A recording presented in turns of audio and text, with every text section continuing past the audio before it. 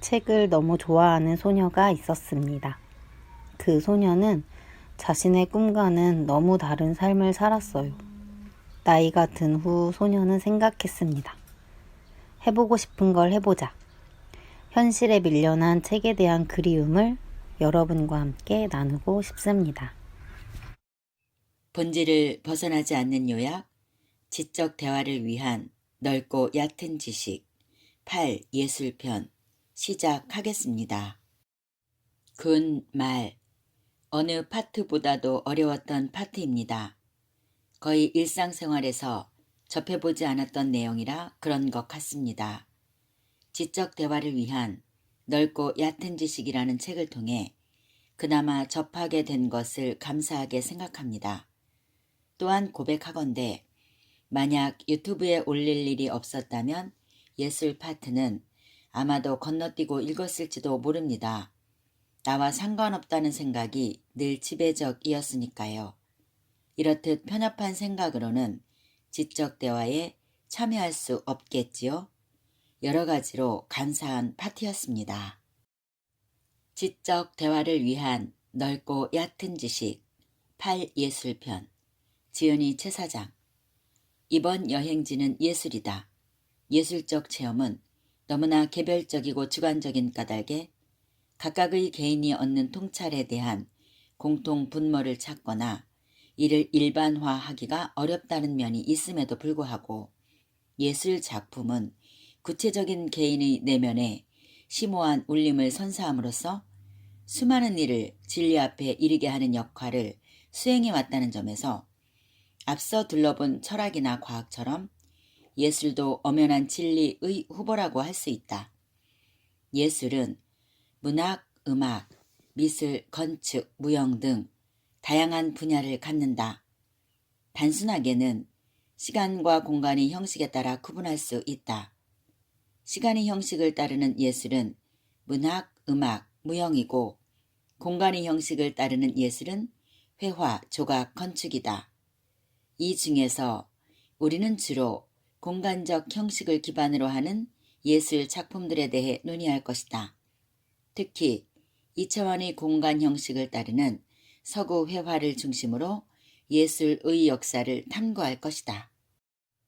예술의 역사를 다루기 전에 다음 사례에 대한 당신의 견해를 묻고 나서 이야기를 계속해 보려 한다. 당신에게는 중학생인 세 쌍둥이 ABC가 있다.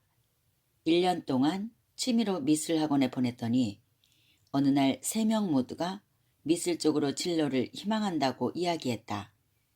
각자 하나씩 그림을 그려오면 그중 가장 소질이 있는 아이를 선택하기로 했다. 주제는 앉아있는 사람이었다. 우선 A가 그림을 내밀었다. A의 그림을 보는 순간 당신은 아름다움에 놀라고 말았다.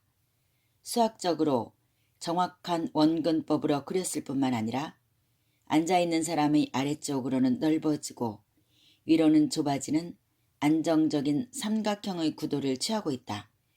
사람의 팔과 다리의 비율은 황금비라고 하는 1대 1.618을 정확히 따르고 있다.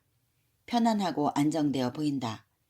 중학생이 그렸다고는 믿을 수 없을 만큼 놀라운 그림이다.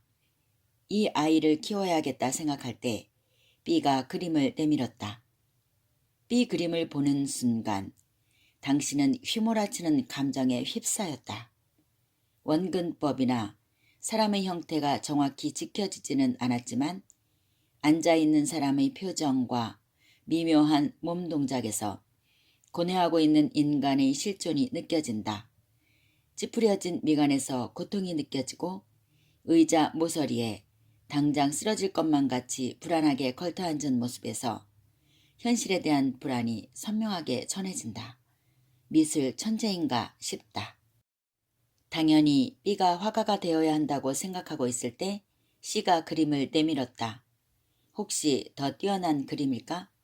부푼 기대를 안고 그림을 받았는데 이건 뭔가 아무것도 그려져 있지 않다. 뒷면인가에서 뒤를 돌려봤는데 앞면이 맞다. 이게 뭐지? 싶어 C를 쳐다보니 뭔가를 주섬주섬 가져오고 있다. 의자를 당신 앞에 놓더니 빈 캔버스를 그대로 들고 있으라고 한다. 그러더니 의자에 앉아 붓으로 캔버스를 마구 휘젓는다. 캔버스에는 몇 개의 선이 정신없이 그려진다. 이게 뭐냐고 물었더니 의자에 앉은 화가 퍼포먼스라고 하고는 청산유수 같은 말을 쏟아낸다. 그림에 왜 반드시 어떤 대상이 들어가 있어야 하느냐고. 당신은 ABC 중 누구를 화가로 키울 것인가? A는 고전주의로 대표되는 예술 사조로 이성을 통해 그림을 그리려는 화풍이다. 조화, 균형, 비례, 법칙을 강조한다. 그런 면에서 보편적이고 절대적인 진리를 추구하는 절대주의적 측면을 갖는다. B는 낭만주의로 대표되는 화풍이다. 개인의 내면과 개성을 존중해 화가의 주관적 표현 방식을 중시하며 격정적이고 서정적인 모습을 보인다. 그런 면에서 절대적 진리에 저항하는 상대주의적 측면을 갖는다. C는 현대미술이다. 현대미술은 그 폭이 너무나 넓고 다양해서 규정하기 어려운 측면이 있다. 다만 전반적으로는 예전 것들에 대한 거부와 새로운 것들에 대한 추구로 압축해 볼 수 있다. 현대미술은 과거 예술에 대한 해체를 근간으로 한다는 점에서 회의주의적 측면을 갖는다.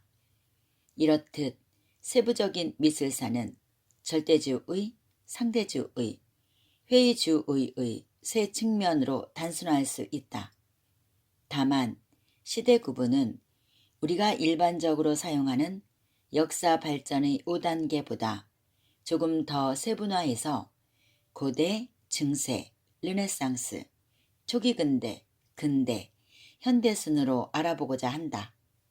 고대 미술, 그리스 미술, 헬레니즘, 로마 미술. 고대 그리스 미술. 고대 미술은 그리스 미술을 대표로 한다. 가장 오래된 형태의 미적 활동은 지금으로부터 1만 5천 년 전인 구석기 시대 동굴에서 살았던 사람들이 그리고 조각한 작품들이다. 다산을 기원하는 빌렌도르프의 비너스가 그 예라 하겠다. 이후 기원전 4천년 무렵의 이집트에서는 예술 작품이 죽음이나 영원한 삶과 같은 형이상학적인 개념을 반영하는 수단이 되었다. 당시의 화가들과 조각가들의 사명은 죽은 자의 영혼이 생활하게 될 묘실 안에 현세를 재현하는 것이었다. 이집트의 벽화, 조각, 피라미드, 스핑크스 등이 이러한 영원성을 반영한 종교적 예술 작품이다. 우리가 일반적으로 예술이라 하면 떠올리는 것처럼 아름다움을 대상으로 하는 본격적인 작품은 고대 그리스에서 시작되었다. 원근법이나 수학적 비례를 사용하여 조화와 안정을 작품에 반영했다. 같은 신을 소재로 했지만 이집트에서의 예술은 종교를 위한 수단이었으나 그리스에 와서 예술은 독자적인 가치로서 목적 그 자체였던 것이다. 그리스 미술이 한층 더 발전할 수 있었던 계기는 알렉산드로스 대왕의 대제국 건설이었다. 특히 알렉산드로스는 스승이 아리스토텔레스였기 때문에 그리스 문화에 대한 동경을 가지고 있었다. 알렉산드로스에 의해 건설된 대제국의 문화를 헬레니즘이라고 한다. 이를 번역하면 그리스 문화와 같은 문화 정도가 되는데 알렉산드로스가 대제국을 건설하면서 서양과 동양이 교류할 수 있는 길을 열었기 때문에 이 과정에서 혼합과 융합을 거쳐 새롭고 독창적인 예술 양식이 등장하게 되었다. 이러한 역사적 배경이 헬레니즘 미술의 특징을 형성했다. 라오코는 이러한 복합적인 특징을 잘 드러낸 걸작이다. 이 외에도 사모트라케이 니케, 밀러의 비너스가 대표적이다. 대제국의 헬레니즘 문화는 알렉산드로스 대왕이 33살에 유절하면서 와해되어갔고 결국 신생제국으로 떠오르던 로마에 흡수되었다. 로마인은 그리스 정복에 성공함으로써 평소에 동경하던 그리스 미술을 현실에서 직접 접할 수 있는 기회를 얻게 되었다. 그리고 그리스 미술을 국제적 성격을 띤 보편의 미술로 확장하는 역할을 수행했다. 특히 로마는 건축에서 압도적인 역량을 보여주었는데 대표적으로 원형 경기장인 콜로세움, 로마의 모든 신에게 바쳐진 판테온 신전 등이 있다. 이 시기의 미술들은 우리가 미술이라고 할 때 1차적으로 떠올리는 가장 이상적이고 상식적인 모습으로 절대주의적인 측면을 갖는다. 중세 미술, 초기 미술, 로마네스크, 고딕. 아름다움의 이데아를 추구했던 그리스 로마 미술은 중세가 되면서 자취를 감춘다. 이유는 크게 두 가지로 나눠 생각해 볼 수 있다. 첫 번째는 중세 초기라 할 수 있는 4세기부터 9세기에 이르는 500여 년간은 전쟁과 약탈이 반복되는 혼란기였다. 이러한 혼란 속에서 예술의 발전을 기대하기는 어려웠다. 두 번째 요인은 내적인 측면으로서 그리스도교의 탄생과 확장에 있다. 그리스도교의 절대적이고 배타적인 특성은 종교와 관련되지 않은 예술의 가치를 인정하지 않았다. 이러한 시대의 분위기에서 예술은 단지 교리 전달의 보조 수단으로서만 그 명맥을 유지했다. 그래서 그림들은 그리스 미술과 비교하기 민망할 정도로 유치해 보이는 면이 있다. 하지만 기교의 조약함만으로 중세 미술의 가치를 평가하는 것은 충분하지 않다. 중세의 기독교적 세계관과 역사성을 탐지하고 있고 당시 예술가들의 가치 체계를 드러낸다는 측면에서 중세 초기 미술은 비교할 수 없는 역사적 가치를 지닌다. 중세 후기에 이르러서는 교회 건축의 발전과 함께 장식으로서의 예술이 미약하게나마 발전할 수 있었다. 로마네스크 양식, 고딕 양식으로 구분해서 각각의 특성을 살펴보려 한다. 11세기 후반에 이르러 그리스도교가 유럽 전역을 완벽히 장악하자 거대한 교회가 빈번하게 건설되었고 이에 따라 건축술과 예술이 함께 발전했다. 유럽에서의 교회의 승리를 상징하는 이러한 건축과 미술 양식을 로마네스크라고 한다. 번역하면 로마풍 정도가 되는데 단단하고 육중한 모습이 특징이다. 대표적인 로마네스크 건축물로는 이탈리아의 피사의 대성당이 있다. 그 옆에 쓰러질 듯한 피사의 사탑이 더 유명하기는 하다. 로마네스크가 이렇게 두껍고 육중한 모습을 띠게 된 데는 종교적인 이유와 기술적인 이유가 있다. 우선 종교적 측면에서는 당시의 교회가 지상에 만든 신의 공간이라는 의미를 가졌기 때문이다. 건축적 측면에서는 아직 건축 공법이 충분히 발전하지 않았던 까닭에 건물을 높게 올리기 위해서는 그 무게를 지탱할 기둥과 벽도 함께 두꺼워질 수밖에 없었다. 두꺼운 벽 때문에 창은 좁고 작게 낼 수밖에 없었고 결과적으로 실내는 어둡고 차분한 느낌을 자아냈다. 이 당시에 교회를 다니는 사람이었다면 신은 근엄하고 무거운 존재라고 생각했을 것이다. 12세기의 200년 동안 로마네스크 양식이 유행했다면 이후 200년간은 고딕 양식이 유행했다. 고딕은 건축술의 발전과 함께 등장했다. 천장과 건물의 무게를 지탱하는 기둥과 골격에 대한 기술이 발전하면서 벽의 두께는 얇아졌고 높고 아찔한 첨탑들이 들어섰다. 그래서 건물은 한결 가벼워 보인다. 벽이 얇아지면서 큰 창을 낼 수 있게 되었고 유리창에 장식을 하는 스테인드 글라스가 크고 화려해지기 시작했다. 고딕 양식의 이러한 구조적 특성은 실내에 들어선 사람에게 로마네스크 건축과 상반된 분위기를 풍겼다. 고딕 양식을 대표하는 건축물은 파리의 샤르트르 대성당과 노트르담 대성당이 있고 한국의 명동 성당이 고딕 양식을 따르고 있다. 르네상스 미술, 르네상스 양식, 바로크 로코코. 르네상스는 중세의 신중심 세계관에 대한 저항으로부터 시작되었다. 중세의 주인공들인 왕과 영주들은 장원을 소유함으로써 지배의 권력을 획득하고 정신적으로는 신으로부터 지배의 정당성을 얻었다. 이들과 대립하며 성장한 부르주아는 새로운 생산수단으로서 공장을 소유하면서 물질적 측면에서 권력 기반을 확보했으나 정신적 측면에서는 아직 종교에 종속되어 있었다. 부르주아는 신을 대체할 새로운 정신적 가치를 탐색했고 결국 인간의 이성에서 그 가능성을 찾았다. 부르주아가 인간의 이성을 회복하기 위해 지향한 문화는 중세 이전의 고대 그리스 로마 문화였다. 철학자들과 예술가들은 그리스도교의 절대적 유일신의 손이 닿지 않았던 고대 문화에서 인간의 가치를 복구하기 위한 영감을 얻었다. 르네상스는 부활, 다시 태어남을 뜻하는데 여기서의 부활과 재생은 고대 문화의 부활과 재생을 말하며 동시에 인간적 가치의 부활과 재생을 의미한다. 이탈리아에서 시작한 이 문예부흥 운동은 전 유럽으로 확산되었다. 르네상스 미술은 초기와 전성기로 나눌 수 있다. 우선 초기 화가들은 현실적이고 객관적으로 인체를 묘사하려 했고 정확성에 치중했다.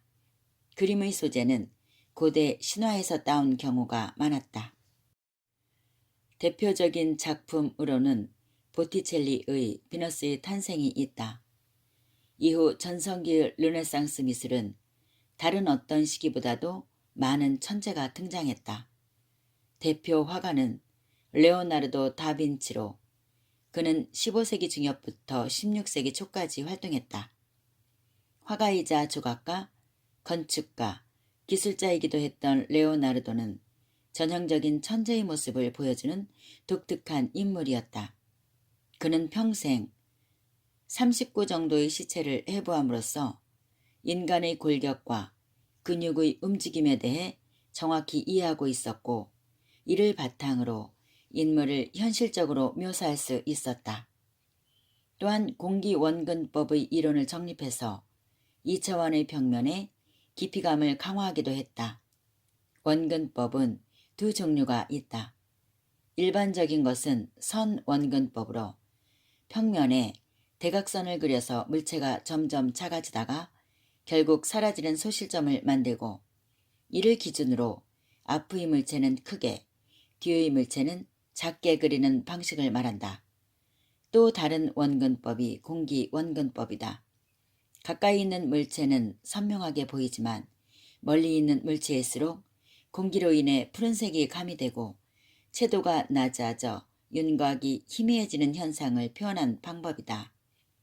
공기원근법이 잘 표현된 작품이 레오나르도 작품인 모나리자이다. 이 외에도 동방박사의 예배, 최후의 만찬 등이 유명하다. 레오나르도 외에 이 시대를 대표하는 인물은 미켈란젤로다. 레오나르도보다 20살 정도 어린 미켈란젤로는 레오나르도와 경쟁 관계였다. 레오나르도가 회화에 집중한 반면 미켈란젤로는 조각에 집중했다. 대표적인 작품으로 피에타가 있다. 피에타란 자비를 베푸소서라는 이탈리아어다. 십자가에서 내려진 그리스도를 그의 어머니 마리아가 안고 있는 모습을 조각했다. 이 외에도 다비드상과 모세상이 그의 천재성을 드러낸 작품으로 남아있다. 그는 평생 자신이 조각가라고 생각하고 살았지만 교회에서는 그가 회화도 그리기를 기대했다. 이러한 요구로 그는 시스티나의 천정화와 최후의 심판 등의 작품을 남겼다. 르네상스 미술은 교회에 종속되어 있던 수단으로서의 예술에서 벗어나 고대 그리스 로마 시대처럼 예술 자체의 가치를 회복했다는 점에서 의미를 갖는다. 이성적으로 완벽함과 조화를 추구하고 궁극적인 보편의 미를 지향했다는 점에서 르네상스 미술은 절대주의적 측면을 갖는다. 전성기를 구가하던 르네상스 미술은 17세기가 되면 지나치게 이성적이고 규칙적인 측면에 대한 반발에 직면했다. 이성이 아닌 감성에 호소하는 상대주의적 화풍이 등장한 것이다. 이를 바로크라고 한다. 르네상스 미술 이후 17세기와 18세기는 각각 바로크와 로코코의 시대였다. 다만 바로크는 무겁고 어두운 반면 로코코는 밝고 가볍다는 차이가 있다. 우선 바로크는 포르투갈어로 삐뚤어진 진주라는 뜻이다. 처음에는 르네상스 미술에 비해 단정하지 않고 우아하지 못하다는 경멸의 뜻으로 붙여진 이름이었으나 이후 전 유럽을 휩쓴 고유한 양식으로 자리매김했다. 르네상스 미술이 고전적인 균형과 조화의 세계를 표현하려 했던 것과는 달리 바로크는 역동적이고 장식적인 예술을 추구했다. 바로크 미술의 시대를 열었다고 평가되는 인물은 이탈리아에서 활동한 카라바조이다. 그의 대표 작품으로 홀로페르네스의 목을 치는 유디트가 있는데 그는 주위를 어둡게 하고 주인공에게 스포트라이트를 비춰 명암의 대비를 극대화함으로써 감상자가 정서적으로 강렬한 체험을 하게 했다. 이러한 특성은 이후 바로크 화가들에게 지대한 영향을 미쳤다. 이러한 바로크 화풍은 루벤스에 이르러 정점을 이뤘다. 루벤스는 바로크의 대표 화가로 작품으로는 십자가를 세움과 십자가에서 내려지심이 유명하다. 카라바조와 루벤스 외에도 렘브란트와 벨라스케스 등 천재적인 화가들이 이 시대를 주도했다. 18세기가 되면 바로크의 감성적 측면을 이어받지만 그 표현의 무게감과 강렬함에서 벗어나 부드럽고 섬세하며 에로틱한 분위기의 로코코가 등장한다. 로코코는 프랑스에서 탄생해 전 유럽에서 유행했는데 그것은 시대적 상황과 무관하지 않았다. 1789년 프랑스 혁명 무렵 왕권이 약화되고 부르주아가 세상의 주인공으로 떠오르면서 예술가들도 왕실을 위한 그림보다는 부르주아나 귀족이 향유할 수 있는 그림을 그리게 되었다. 그래서 당시의 그림은 부르주아와 귀족의 주거 장식을 위해 아늑하고 감미로운 동시에 에로틱한 감성의 밝은 화풍이 주를 이루었다. 이 시기의 대표적인 화가는 부셰이다. 그는 40년간의 활동 기간 동안 회화만 1000점을 제작할 정도로 왕성하게 활동했던 까닭에 현재까지도 많은 작품이 남아있다. 비너스의 화장, 아침 식사 등이 유명하다. 초기 근대 미술, 신고전주의와 낭만주의. 르네상스 이후 근대 미술은 크게 초기 근대와 후기 근대로 구분하여 살펴볼 수 있다. 우선 초기 근대 미술은 로코코의 테페미에 대한 반발이 다시 예전의 고대 미술이나 르네상스 미술의 이성적이고 강인하며 남성적인 모습으로의 회귀를 낳은 것이다. 이들은 예술의 뿌리가 되는 고대 그리스 로마 미술로 돌아가고자 했기에 신고전주의라고 불렸다. 프랑스 로코코의 테페미에 대한 저항으로 영국에서 시작된 신고전주의는 다시 프랑스로 수용되어 절정을 맞이했다. 당시 프랑스에서 신고전주의가 빠르게 확산될 수 있었던 것은 시민들의 요구 때문이 아니었다. 국가가 주도해 의도적으로 확산시킨 데 그 원인이 있다. 당시의 왕 루이 16세는 프랑스 로코코의 향락적인 분위기에서 벗어나 엄숙하고 계몽적이며 애국적인 분위기를 만들어내고자 했다. 이러한 국가주도의 살롱전으로 프랑스 사회에서 막대한 인지도와 영향력을 쌓은 인물이 신고전주의를 대표하는 화가 다비드였다. 그의 뛰어난 재능은 프랑스 전체의 미술 흐름을 고전적이고 엄숙한 분위기로 바꾸는 데 기여했다. 대표적인 그림으로는 마라의 죽음, 호라티우스의 맹세, 소크라테스의 죽음 등이 있다. 다비드 외에 신고전주의를 대표하는 화가는 앵그르다. 그는 다비드에게 가르침을 받았으며 스스로를 혁신적인 인물이 아니라 고전 미술을 보존하는 사람이라고 생각했다. 다만 고대 미술은 남성의 근육이나 누드를 미적 대상으로 묘사했던 것과는 달리 앵그르는 여성의 누드를 주로 그렸다. 이후 회화에서 남성 누드는 거의 사라지고 여성 누드가 프랑스 예술계를 지배했다. 대표작으로 그랑, 오달리스크, 샘, 터키옥탕 등이 있다. 낭만주의는 신고전주의의 이성적이고 엄숙하며 절대적인 측면에 대한 반발로 탄생했다. 낭만주의 예술가들은 신고전주의가 고대를 모방하고 재현하려고만 할 뿐 개인의 감성과 주관의 탁월성을 소홀히 했다고 판단했다. 작가의 주관적 해석과 내면의 감성을 중시했던 까닭에 낭만주의는 자연스럽게 작가의 천재성에 대한 관심으로 이어졌다. 격정적이고 창백하며 고뇌로 가득 찬 전형적인 천재의 이미지는 이때 확립되었다. 낭만주의 미술의 창시자격인 인물은 제리코다. 그의 작품 메두사호의 뗏목은 당시 미술계에 큰 파장을 일으켰다. 이 작품은 낭만주의 미술의 전형적인 요소들인 격렬한 움직임, 강렬한 명암 대비와 색채 효과, 그리고 극적인 상황 등을 모범적으로 담고 있는 작품이다. 제리코의 친구이자 그에게서 영향을 받은 들라크루아는 후에 낭만주의의 대표 화가로 자리매김했다. 그의 대표작은 너무도 유명한 민중을 이끄는 자유의 여신, 그리고 낭만주의의 선언서처럼 여겨지는 사르다나 팔루스의 죽음 등이 있다.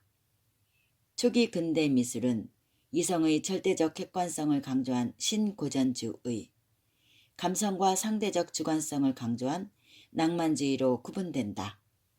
이성과 감성, 절대와 상대의 대립은 후기 근대까지 이어졌다. 후기 근대 미술, 사실주의와 인상주의. 사실주의는 리얼리즘과 같은 말로 낭만주의가 보여주는 극적이고 과장된 미적 양식에 대한 저항으로부터 탄생했다. 낭만주의가 화가의 상상력으로 이성적인 세계를 창조하는 데 관심을 기울인 반면 사실주의는 사실적인 그림을 그리길 요구했다. 사실주의에서의 사실은 눈에 보이는 사물을 똑같이 그려낸다는 의미가 아니라 그릴 대상을 선정하는 데서의 사실을 추구한다는 의미다. 쉽게 말해서 우리의 남루한 현실을 포장하지 않고 있는 그대로 그려내는 것이 사실이 되는 것이다. 이를 대표하는 화가로 쿠르베가 있다. 쿠르베의 오르낭의 매장은 사실주의의 신호탄이었다. 그 후 그는 돌 깨는 사람, 화가의 아틀리에 등 현실의 모습을 가감없이 담담하게 보여주는 사실적인 그림을 그려냈다. 당대의 가난한 다수를 있는 그대로 그렸을 뿐이지만 쿠르베의 그림은 정치적일 수밖에 없었다. 극적인 효과도 노골적인 주제의식도 없었지만 사람들은 거울을 보듯 사실주의 안에서 자기 삶의 누추함을 대면했다. 이렇게 표현 방식에서 필연적으로 발생하는 정치적 이념성으로 결국 20세기가 되면 사실주의는 프롤레타리아 계급의 독재를 추구하는 공산주의 정치 이념을 대변하게 된다. 미술이 미의 추구라는 본질에서 벗어나 이념 전달의 수단이 되었다는 점에서 사회주의 리얼리즘은 중세 암흑기의 교회 미술과 비슷한 양상을 띈다고도 볼 수 있겠다. 하지만 결과론적인 정치적 이용과는 무관하게 사실주의 탄생은 예술에서 폐쇄되었던 일상을 예술의 소재로 대비시키고 예술의 의미를 새롭게 고민하게 했다는 점에서 미술사적 의의를 갖는다. 전기 인상주의, 작가의 주관과 감성이 간조된다는 점에서 인상주의를 낭만주의와 같이 상대주의적 미술로 분류했으나 인상주의는 고전주의뿐만 아니라 낭만주의에 대해서도 저항하며 탄생했다. 19세기 말에 프랑스를 중심으로 탄생한 이 미술 사조는 사실주의처럼 낭만주의의 비현실적이고 과장된 화풍을 거부하고 일상의 삶과 자연을 그려내려고 했다. 인상주의 화가들이 하고자 했던 일은 개념이나 이념을 걷어내고 순수하게 보이는 그대로를 그리는 것이었다. 지금 이 순간 물체의 인상을 빠른 분놀림으로 화폭에 담으려 한 것이다. 인상주의 화풍의 시작이며 동시에 완성이었던 인물은 모네다. 그의 대표작은 인상, 해돋이, 수련연작, 일본식 정원, 르왕 대성당 등 대단히 많다. 모네 외에도 같은 시대에 인상주의로 분류된 화가들로는 마네, 르누아르, 드가, 로댕 등이 있는데 이들은 보통 전기인상파 화가로 불린다. 후기 인상주의로는 고흐, 고갱, 세잔 등이 있으며 이들은 전기인상주의보다 더 개인적이고 주관적인 경험에 근거해서 그림을 그렸다. 특히 세잔은 근대를 마무리하고 현대미술을 탄생시키는데 중요한 역할을 한 인물이다. 대표작으로는 목욕하는 사람, 카드 놀이하는 사람, 생, 빅투아르산, 정물화 등이 있는데 이 그림들은 비슷한 그림이 수없이 존재한다. 세자는 사물을 반복해서 관찰함으로써 이성적으로 시각이 조정되기 전의 상태를 하나의 화폭에 구현한 것이다. 또한 화가 중심의 세계인 회화에서 사물 그 자체의 본질을 주인공으로 하면서 세자는 인상파와 결별을 한다. 그래서 세잔의 그림에서는 다른 측면에서 관측된 대상들이 동시에 하나의 화폭에 그려지는 것이다. 세잔의 이러한 선구적인 작업은 후에 현대 입체파와 추상미술을 탄생하게 함으로써 현대미술이 시작하는 계기를 마련했다. 현대미술, 입체주의와 추상미술. 후기 인상주의 이후 20세기가 되면 실험적이고 독창적인 미술 형식과 예술 철학들이 다채롭게 발생했다. 고흐와 고갱의 원색적인 색채와 화가 내면의 강렬한 정신은 각각 야수파와 독일의 표현주의로 이어졌고 세잔의 사물을 분석하고 하나의 화폭에 2개 이상의 시점을 담아내는 표현법은 입체파로 계승되었다.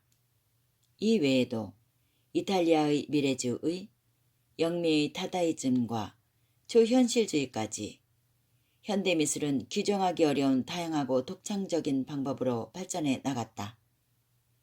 다만 굳이 공통점을 찾는다면 과거의 전통에 대한 거부와 창조적인 실험 정신을 근간으로 한다는 것이다. 현대미술을 단순화해서 한마디로 정리하면 새로움에 대한 강박 정도가 될 것이다. 그럴 수밖에 없는 것이 서양 철학이든 미술이든 새로운 분야에 대한 선구적인 개척자만 역사상으로 기억되고 가치를 인정받아 왔기 때문이다. 대중이 불편함을 느낄 정도로 예술가들이 새로움에 대한 탐색을 계속하는 이유가 여기에 있다. 하지만 아무리 충격적이고 놀라운 시도라도 오래되면 익숙해지고 식상해진다. 이제 예술가들은 무엇을 새롭게 추구할 수 있을까? 대상을 해체하기까지 했으니 대상으로 새로움을 만들어낼 수는 없어 보인다. 그래서 화가들은 실제하는 대상도 상상의 대상도 모두 없애버리고 대상이 없는 그림을 그리기 시작했다. 화폭에는 이제 색과 선과 면들의 유희만이 남았다. 이로써 추상미술이 탄생했다. 현대미술에서 입체주의와 추상미술은 매우 중요한 두 사조가 된다. 입체주의, 큐비즘이라고도 부르는 입체파는 파리에서 일어난 미술 혁신운동이다. 후기 인상주의 화가인 세잔이 사물의 기하학적 분석과 다양한 시점의 적용을 도입한 이래로 이를 계승하고 발전시킨 것이 큐비즘이다. 대표 작가로 피카소가 있다. 그가 처음 입체주의 그림을 그렸을 때 주변 사람들은 크게 걱정했다.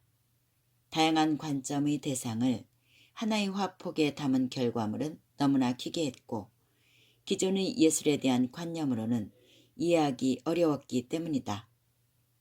하지만 결과적으로 피카소는 사람들의 우려와는 달리 새로운 미술 양식을 연 세계적인 예술가로 인정받았다. 그의 대표작으로는 아비뇽의 처녀들과 게르니카가 있다. 특히 게르니카는 자신의 고국 스페인이 내전을 치르고 있던 당시에 나치가 게르니카 지역을 폭격한 사건을 담고 있다. 흑백으로 그려진 이 그림은 절규하는 사람들과 분절된 신체들이 커다란 화폭에 분산되어 구성됨으로써 전쟁의 참상이 강렬하게 느껴지는 걸작이다. 추상미술, 입체주의는 그림의 대상을 분석하고 새롭게 재구성한다는 점에서 획기적이었으나 어쨌든 특정 대상을 그린다는 점에서는 구상미술의 오랜 전통을 따르고 있었다. 그런데 20세기 무렵 아예 그림의 대상을 그림에서 제거한 추상미술의 화풍이 탄생했다. 추상미술의 탄생으로 미술은 이제 구상미술과 추상미술로 구분되었다. 순수 추상미술의 시작으로 평가되는 화가는 러시아 출생의 칸딘스키다.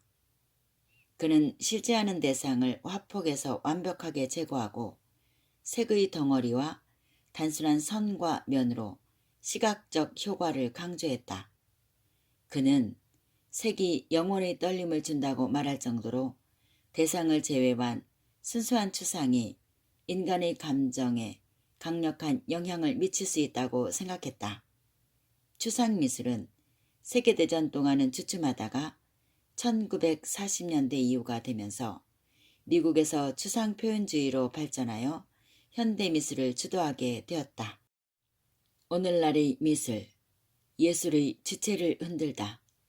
이제 미술은 갈 때까지 갔다.